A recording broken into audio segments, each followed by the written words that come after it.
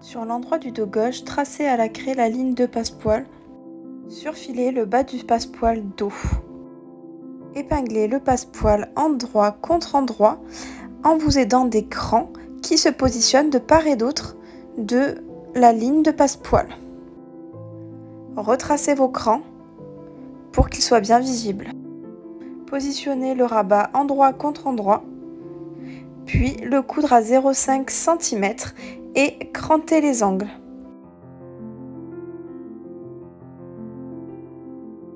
Le retourner, puis faire une piqûre nervure et faire la boutonnière. Positionnez le rabat endroit tissu contre endroit du dos le long de la ligne de passepoil. Il doit arriver au cran du passepoil.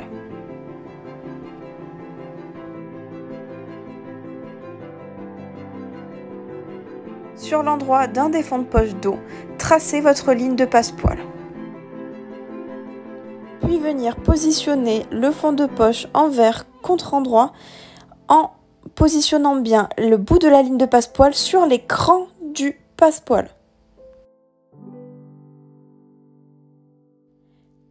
Piquez de part et d'autre de la ligne de 0,5 cm.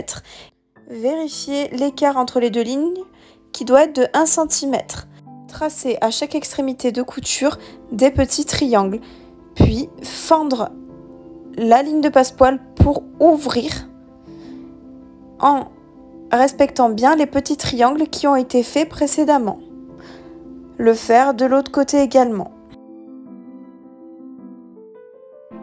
Retournez le fond de poche et le passepoil plus le rabat sur l'envers.